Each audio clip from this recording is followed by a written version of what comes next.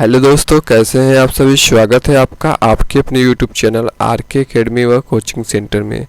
तो आज की वीडियो में हम पढ़ने वाले हैं हिंदी क्लास 12 आरओ भाग 2 के बहुत ही ज़्यादा इम्पोर्टेंट चैप्टर नंबर 14 शिरीष के फूल, जिसके राइटर हैं, जिसके लेखक हैं हजारी प्रसाद द्विवेदी। तो चलिए वीडियो को स्टार्ट करते हैं और समझने का प्रयास करते हैं। तो इसमें सबसे पहले हम देखेंगे पाठ का सार, यानी पूरा लॉन्ग वे में, पूरा बढ़िया से पढ़ने वाले हैं, लॉन्ग वे में एकदम अच्छे से डिस्क्राइब करके। फिर उसके साथ साथ क्विक रिवीजन भी देखेंगे और इजी लैंग्वेज में, यानी क्विक रिवीजन का मतलब 5 मिनट में सारा चैप्टर क्लियर हो जाएगा। ठीक है, तो पाठ का सार ये है कि सीरीज का फूल जैसा होता है। ठीक है, पहली हेडिंग हमारी आ चुकी है, सीरीज का फूल। तो सीरीज के फूल बहुत ज़्यादा कोमल होता है, उसी प्रकार से वो सर्दी गर्मी को बर्दाश्त करते हुए कोमल बना रहता है। लेकिन कवि कहना चाहता है ठीक उसी प्रकार से हम अपने देश में जो हिंसा है, ठीक है, जो और तरह के भेदभाव हैं, जो मार धाड़ है, शोर शराबा है, इसको ख़त्म किया जाए। और कवि का मानना है कि जब सीरीज का फूल इतना कोमल होते हुए भी, सर्दी गर्मी को सहते हुए भी इतना कोमल रहता है, तो हम क्यों नहीं रह सकते। हम इतना भेदभाव क्यों करते हैं, हम इतना लड़ाई मार क्यों करते हैं। और कवि कहना चाहता है कि इसी प्रकार से बचते हुए हम अपने जीवन को सफल बना सकते हैं। तो चलिए स्टार्ट करते हैं सीरीज का फूल। तो कवि जो है किस प्रकार से डिस्क्राइब करते हैं, इसमें देखते हैं और समझने का प्रयास करते हैं। जेठ की कड़कती धूप में लेखक सीरीज के पेड़ के नीचे बैठा हुआ है। जेठ यानी गर्मी वाला सीजन होता है, ठीक है, महीना होता है। उसकी कड़कती धूप में, कड़कती धूप का मतलब बहुत ज़्यादा गर्मी है, पड़ रही है, और लेखक विश्राम करने के लिए सीरीज के पेड़ के नीचे बैठा हुआ है। सीरीज का पेड़ का मतलब बहुत ही ज़्यादा कोमल होता है, उसके नीचे बैठकर सुस्ता रहा है, आराम कर रहा है। उसके फूल बसंत से आषाढ़ तक खिले रहते हैं। ठीक है, उसका जो फूल होता है बसंत से लेके आषाढ़ तक, यानी 3-4 महीने तक खिले रहते हैं और कभी मुरझाते नहीं हैं। उस पर गर्मी का कुछ प्रसर नहीं पड़ता, यानी जब उसका फूल खिलता है तो उस पर गर्मी नहीं लगती है। तो कवि का जो लेखक है ये कहना चाहते हैं कि उसी प्रकार हमें भी ये सब जो दूरियां इसे मिटाकर अपना कार्य करते रहना चाहिए। सीरीज के पेड़ को अधिकतर रसोई के पास लगाते हैं। क्यों लगाते हैं? क्योंकि ऐसा करने से हमेशा खिला रहता है, ठीक है, और रसोई में शुद्ध ऑक्सीजन की मात्रा बनी रहती है और इस पे गर्मी का कुछ असर नहीं पड़ता, जिससे हमें ठंडी प्रदान होती है, छाया प्रदान होती है। इसका फूल बहुत ही कोमल होता है। ठीक है, जो सीरीज का पेड़ का फूल होता है वो बहुत ज़्यादा कोमल होता है। कोमल का मतलब बहुत ज़्यादा मुलायम होता है। ठीक है, यह केवल भंवरों का भार ही सह सकते हैं, पर पक्षियों का नहीं। इतना कोमल होता है, इतना प्यारा होता है कि इस पर अगर भौरा बैठ जाए तो उस पर कुछ नहीं होगा। लेकिन अगर इतना कोमल होता है कि अगर पक्षी जो है, जैसे कौवा है, ठीक है, बाज है, चील है, कबूतर है, ठीक है, तोता है, ये सब बैठ जाएंगे तो झुक जाएगा। ठीक है, बहुत ज़्यादा यानी कोमल होता है। इन सब का भार, पक्षियों का भार सहन नहीं कर सकता है। जब बहुत कड़कड़ाती गर्मी पड़ती है तब भी ये खिले रहते हैं।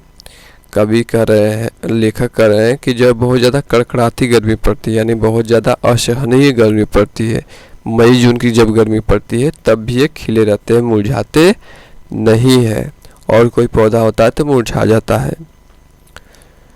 लेखक ने शिरीष के फूल की तुलना एक साधु से की है। लेखक ने शिरीष के फूल की तुलना किससे की है? साधु जन से की है। कि जिस प्रकार से, ठीक है, कि जिस प्रकार से साधु सुख दुख में समान होता है, उसी प्रकार शिरीष का फूल भी समान होता है। कभी लेखक के कहने का आशय है कि साधु क्या होता है? जैसे कभी उसे सुख मिले, कभी दुख मिले, कभी रोटी मिले किसी के घर से, कभी रोटी न मिले, फिर भी अपना गुजर बसर करता है, भगवान का नाम जाप करता है और और उन्हीं की इच्छाओं पर चलता रहता है कि हे नाथ, हे स्वामी, जो भी आपको देना है दीजिए। कभी किसी की निंदा नहीं करता, हमेशा अपने अभाव बना रहता है। उसी प्रकार से शिरीष का फूल होता है जो ठंडी या गर्मी पड़े हमेशा समान भाव में रहता है, यानी हमेशा खिला खिला रहता है।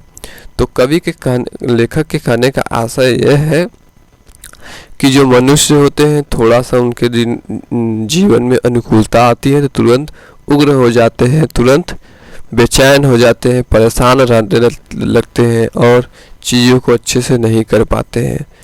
तो लेखक कहना चाहता है कि हमें अपने जीवन में अच्छे कर्म करना चाहिए, जिससे हमें परेशानी का सामना नहीं करना पड़े और सुख दुख में हम समान रूप से रह सकें। तो आगे देखिए, पुराने एवं नए के बीच संघर्ष। देखिए, लेखक जो है वो स्पष्ट करना चाहते हैं कि हमें जो पुराने का मतलब जो पुराने लोग हैं, ठीक है, पुराने लोग जैसे बूढ़े लोग जो हो जाते हैं, तो लोग जब जाते हैं, ठीक है, वो लोग जब जाते हैं तो नए बच्चों का जन्म होता है, ठीक है। देखिए, उन्होंने शिरीष के फूल को लेकर समझाया है, शिरीष का फूल का एग्जाम्पल लेके बताया है। शिरीष के फूल यानी जो उसकी फली होती है बहुत काल तक पेड़ पर लटकी रहती है, बहुत काल यानी बहुत समय तक पेड़ों पर लटकी रहती है, जब तक उसकी नई फली न आ जाती। जब तक क्या होती है, बहुत समय तक उसी पेड़ पर लटकी रहती है, जब तक नई कली, जैसे एक पेड़ पर कली लटकी है और तब तक लटकी रहती है जब तक उसमें से नई नई गाछा ना निकल जाए, नई नई शाखा निकल जाए, किसकी, फली की। कवि इसके माध्यम से संदेश देना चाहता है। कवि इसके माध्यम से क्या संदेश देना चाहता है कि ठीक उसी प्रकार से बुढ़ापा आदमी के चले जाने पर नए शिशु का जन्म होता है। देखिए, कवि कह रहे हैं कि जिस प्रकार से जो शिरीष का फूल होता है उस पर नई कली आ जाने के बाद वो धीरे धीरे मुरझा कर चला जाता है, उसी प्रकार से नए शिशु का जन्म होने के उपरांत कुछ समय बाद जो बूढ़े आदमी होते हैं वो धीरे धीरे कर चले जाते हैं इस दुनिया से। पर कुछ मूर्ख लोग समझते हैं कि हम अमर हैं, हमें कोई नहीं मार सकता। अब लेखक का कहना यह है कि बहुत सारे ऐसे दुनिया में लोग पड़े हैं जो सोचते हैं कि हम इस दुनिया में अमर हैं, यानी हमें कोई मार नहीं सकता, हम कभी मरने वाले नहीं हैं, हम शाश्वत हैं, हम इसी दुनिया में रहेंगे, हमेशा रहेंगे। पर उन्हें ये नहीं पता कि मृत्यु जो है सत्य है, परम सत्य है, सबको जाना है, ठीक है। कवि के कहने का आशय, लेखक के कहने का आशय है यह है कि जिस प्रकार से बूढ़े नए शिशु के जन्म होने के बाद बूढ़े आदमी का ज़्यादा निश्चय हो जाता है, ठीक उसी प्रकार से जो मूर्ख आदमी होता है वो सोचता है हम अमर हैं, हमें कोई नहीं मार सकता, हम यहीं पर अमर से रहेंगे। आगे देखते हैं। पर आज के समय के लोग इस बात को नहीं समझते कि सबको जाना है। वही बात है कि जो मूर्ख लोग होते हैं और जो लोग सोचते हैं कि हमारा ही सब कुछ है, उसे वो नहीं समझते कि सबको जाना है, यहाँ से यहाँ कोई कुछ न लेकर आया है न कुछ लेकर जाएगा, ठीक है। आगे जो लेखक जी हैं वो महापुरुषों का उदाहरण देते हैं। महापुरुषों यानी जो बड़े बड़े विद्वान लोग हैं उनका उदाहरण देते हुए बताते हैं कि किस प्रकार से लोगों ने अपने आप को मस्त मौला कहा है। लेखक महापुरुषों का उदाहरण देते हुए बताते हैं कि कबीर जी शिरीष के फूल के तरह मस्त मौला आदमी थे। कवि कह रहे हैं कि जो कबीर जी थे वो मस्त मौला यानी ऐसा आदमी थे जिनको मृत्यु का डर नहीं था। वो सोचते थे कि जो भगवान दिए हैं वही हमारा है और कुछ नहीं है, ठीक है। यानी जो उन्होंने किस पर टच किया है, जो आदमी ऐसा मूर्ख आदमी सोचते हैं कि हम यहाँ पर शाश्वत हैं, हमें यहीं पे रहना है और कहीं नहीं जाना है, उस पर टच किया है।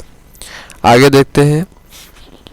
फिर उसके बाद कबीर जी कहे थे कि हम मस्त मौला आदमी हैं। कालिदास ने कहा जो व्यक्ति फक्कड़ नहीं बना वह कभी नहीं बन सकता। कवि लेखक कर रहे हैं कि जो आदमी फक्कड़ यानी जो आदमी अपने सत्य को नहीं जान सकता वो कभी कभी नहीं बन सकता। सत्य मतलब कि सबको जाना है, ठीक है। कर्नाट राजा की प्रिया विजिका देवी ने कहा है कि ब्रह्मा, ठीक है, वाल्मीकि तथा व्यास इस तीन भी कवि थे। देखिए जो प्रिया, ठीक है विजिका देवी, उन्होंने क्या कहा है कि जो ब्रह्मा है, वाल्मीकि हैं तथा व्यास है, ये तीनों कवि हैं। यानी कवि का मतलब कि इन्होंने रचना की है और इन्होंने सत्य को जाना है, क्योंकि इन्होंने वेद का, ठीक है, वेद का रचना कौन किया है? ब्रह्मा जी किए हैं। वाल्मीकि जी, रामायण की रचना कौन किया है? वाल्मीकि जी किए हैं। और महाभारत की रचना कौन किया है? व्यास जी किया है। तो जब इन्होंने इन सब की रचना किया तो ये क्या हो गए? कवि तो हो गए ना। यानी अपनी कविता के माध्यम से, अपनी रचना के माध्यम से उन्होंने समाज को संदेश दिया है कि अच्छे कर्म किया जाए। जैसे वेद पढ़िए, आप रामायण पढ़िए, महाभारत पढ़िए, इसमें कहा गया है आप सत्य का साथ देते हैं तो आप विजयी होते हैं। तो इन्होंने कहा है कि ब्रह्मा, वाल्मीकि तथा व्यास ये सभी क्या है? कवि हैं। आगे देखते हैं।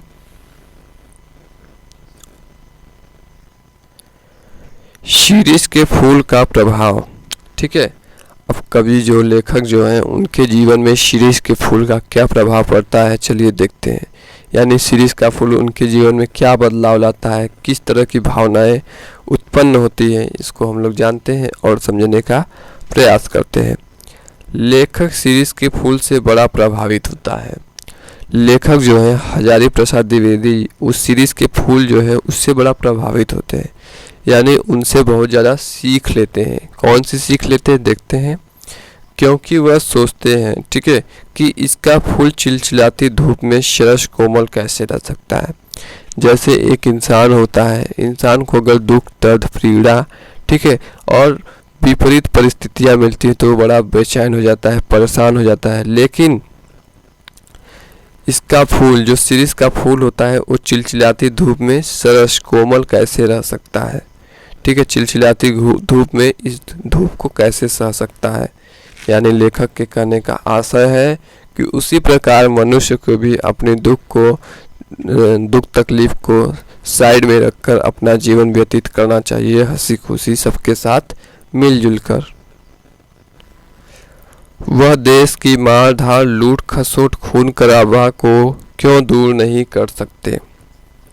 हाँ देखिए यही बात आ गई कि हम अपने देश में जो मार धाड़ होता है, लूट खसोस होता है, राह चलते लोगों को धन के लिए, कुछ पैसों के लिए लूट लेते हैं, ठीक है, और खून कर देते हैं कभी कभी अगर नहीं देता है, ठीक है। इस प्रकार की घटनाएं क्यों होती है, क्यों हम इसे दूर नहीं कर सकते, क्यों हम लोग शिक्षित बनकर अपने देश का विकास नहीं कर सकते। यह हमारा देश है, हमें इसकी जिम्मेदारी लेनी होगी। कभी करें हमारा देश हमारा है, हमसे चलता है, जनता से चलता है, हमें इसकी जिम्मेदारी लेनी होगी कि हमें ऐसा नहीं करना चाहिए, इससे दूर करनी होगी, इसे दूर करनी होगी। क्या दूर कर देंगे? मार धाड़, लूट खसोट, खून खराबा, इन सबको हमें दूर करनी होगी। लेखक के अनुसार महात्मा गांधी एक सन्यासी आदमी थे। तो लेखक ने किसका एग्जाम्पल दिया है? महात्मा गांधी जी का दिया है। हमें भी बहुत अच्छे लगते हैं महात्मा गांधी, जिन्होंने अपने देश के लिए क्या कुछ नहीं किया। पढ़ाई तो किए थे, ब्रिटेन से बैरिस्टर बने थे, पर अपने देश के लिए इतना कुल योगदान दिया, इसके लिए नमन है, ठीक है। तो लेखक के अनुसार महात्मा गांधी एक सन्यासी आदमी थे, यानी अपने देश के लिए, अपनी जनता के लिए, अपने देश की भलाई के लिए इतना बड़ा त्याग किया, क्योंकि उन्होंने अपने देश के लिए सब कुछ न्यौछावर कर दिया, यानी सब कुछ त्याग दिया, और इतने कोमल और सब इंसान बनकर रहने लगे। देखिए आपने महात्मा गांधी का फोटो कभी भी देखा होगा तो देखिए कैसे रहते हैं, एकदम कोमल, सीधे सादे, भोले भाले, कोई मतलब नहीं दुनियादारी से, और सब इंसान बनकर रहते हैं, जिसे देखकर हमारे देश की जनता को, हमें और सभी लोगों को गर्व होना चाहिए कि हमारे देश के ऐसे भी लोग हैं।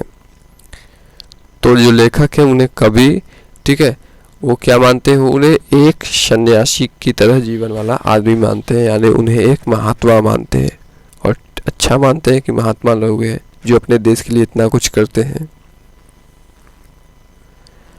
पर आज ऐसे सन्यासी, ठीक है, सन्यासी के मतलब होता है गुड़ी लोग, ठीक है, जिसके अंदर गुड़ों का भरपूर गुड़ों से भरा हुआ है। पर ऐसे गुड़ी लोग कहाँ मिलते हैं? कभी करें कि ऐसे लोग अब नहीं मिलते हैं जो अपने देश के लिए कुछ कर सके, अपने देश के हित के लिए कुछ कर सके। लोगों का बस स्वार्थ रह गया है, अपने स्वार्थ और कामनाओं की पूर्ति के लिए सब कुछ करते हैं, पर देश हित के लिए कुछ नहीं करते हैं। आज तो हर तरफ छल बल से ही काम को किया जाता है।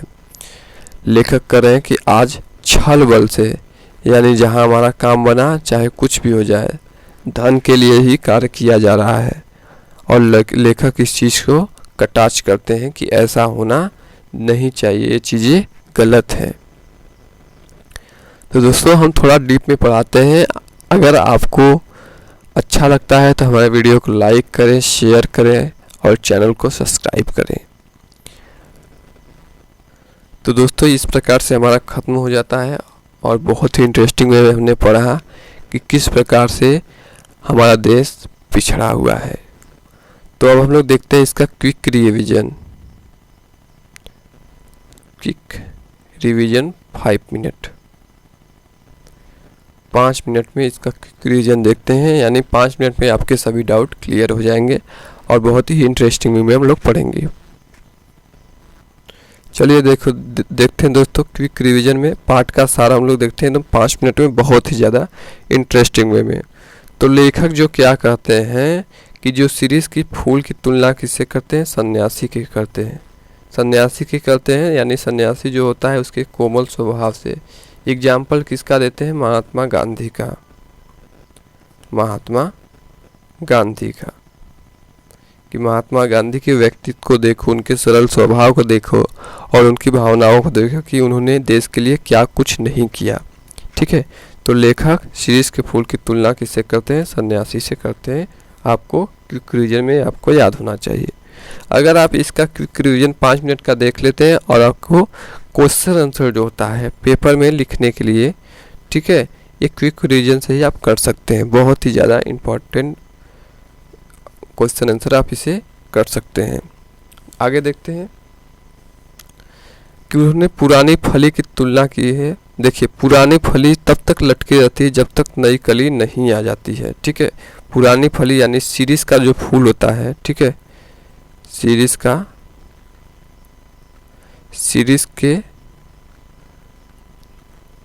का जो फूल होता है उसकी पुरानी फली तब तक लटकी रहती है जब तक नई कली न आ जाती है।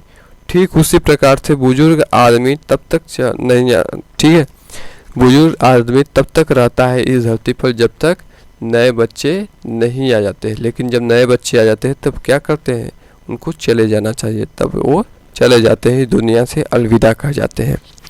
ठीक है, जब नए बच्चे यानी जैसे कोई बुजुर्ग आदमी है, फिर उसके बाद छोटा बच्चा आने लगता है, ठीक है, उनके लड़के का लड़का होने लगता है, तो इसी प्रकार से क्या होता है, जब नए बच्चे आते हैं तो बुजुर्ग आदमी धीरे धीरे अपनी जीवन यात्रा को समाप्त हो जाते हैं, यानी वो गुजर जाते हैं, मर जाते हैं। जैसे उन्होंने उदाहरण दिया है किसका? कालिदास जी का। कालिदास आदमी जो व्यक्ति कवि नहीं है, साधु नहीं है, ठीक है, जो व्यक्ति साधु नहीं वह कवि नहीं हो सकता। कालिदास जी क्या एग्जाम्पल देते हैं कि जो आदमी साधु नहीं है वह कभी नहीं हो सकता, यानी जो आदमी अपने अंदर से अपनी आंतरिक वेशभूषा को, देखिए आंतरिक वेशभूषा यानी जो अंदर की बातें हों उसको मानने वाला ही व्यक्ति साधु अगर नहीं है तो वह कभी नहीं बन सकता, यानी कुछ रचनाएं नहीं लिख सकता। जैसे ब्रह्मा ने किसकी रचना की है? वेद की। वाल्मीकि ने किसकी रचनाएं की है? रामायण की। व्यास ने किसकी रचनाएं की है? महाभारत की। इस प्रकार से रचनाएं होती रहती हैं। आगे देखते हैं लेखक को प्रभावित किसने किया? लेखक को प्रभावित किसने किया? देखते हैं, जिस प्रकार शीरीष का फूल चिल्लाती धूप में सरल रहता है, सरल रहने का मतलब उसको मुरझाता नहीं है, वो हमेशा क्या होता है? खिला खिला रहता है। ठीक है, जिस प्रकार शिरीष का फूल चिलचिलाती धूप में खिला रहता है, यानी मुरझाता नहीं है, सड़ रहता है। ठीक उसी प्रकार मार काट धोखाधड़ी को खत्म कर जीवन जीना चाहिए। यानी ये जो हमारे जीवन के दुर्गुण हैं, जो हमारे जीवन के बहुत बेकार हिस्से हैं, इनसे बच कर रहना चाहिए और अपने जीवन को सफल बनाना चाहिए। आगे देखते हैं, गांधी जी की तुलना किससे की गई है? लेखक ने किससे किया है? साधु से। क्यों साधु से किया है? क्योंकि इनके सरल व्यक्तित्व को लेकर, इनकी सरल भावनाओं को लेकर, क्योंकि उन्होंने त्याग किया था। किसके लिए त्याग किया था? अपने देश के लिए त्याग किया था। और इसी प्रकार महात्मा गांधी अमर व्यक्ति हैं। महात्मा गांधी ने अपने देश के लिए इतना कुछ किया, तब जाके आज महात्मा गांधी को लोग याद करते हैं, और महात्मा गांधी जैसा आदमी आज तक नहीं बना। तो चलिए ठीक है, थैंक यू, धन्यवाद। मिलते हैं नेक्स्ट वीडियो में, तब तक के लिए बाय बाय, टेक केयर।